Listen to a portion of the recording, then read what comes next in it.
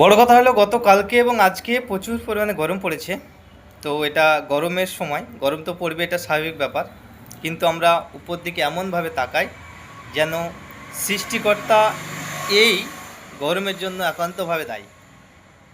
তো আমাদের দোষটা আমরা কখনো প্রকাশ করি না বা ভাবি না, ছায়ার মধ্যে রাখি। এই যে পরিবেশের এত গরম এবং ঠিকভাবে প্রত্যেকটা ঋতু আসছে না, সেজন্য দায়ী কারা? দায়ী হচ্ছে আমরা। কারণ আমরা পরিবেশের ভারসাম্যটা রক্ষা করতে পারছি না।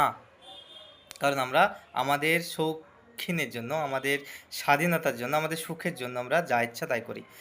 পরিবেশে সবথেকে বেশি পরিমাণে যেটা দরকার সেটা হচ্ছে গাছপালা।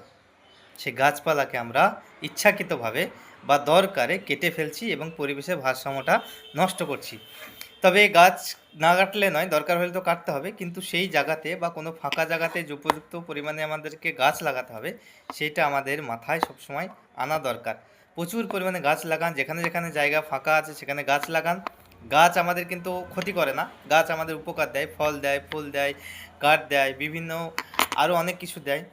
তো গাছ যত পরিমাণে লাগাবেন পরিবেশের ভারসাম্য ততটাই ভালো থাকবে, এবং পরিবেশ আমাদের সুস্থ রাখতে গেলে আমাদেরকে গাছ লাগাতেই হবে, কারণ গাছই হচ্ছে একমাত্র পরিবেশের ভারসাম্য রক্ষার চাবিকাঠি।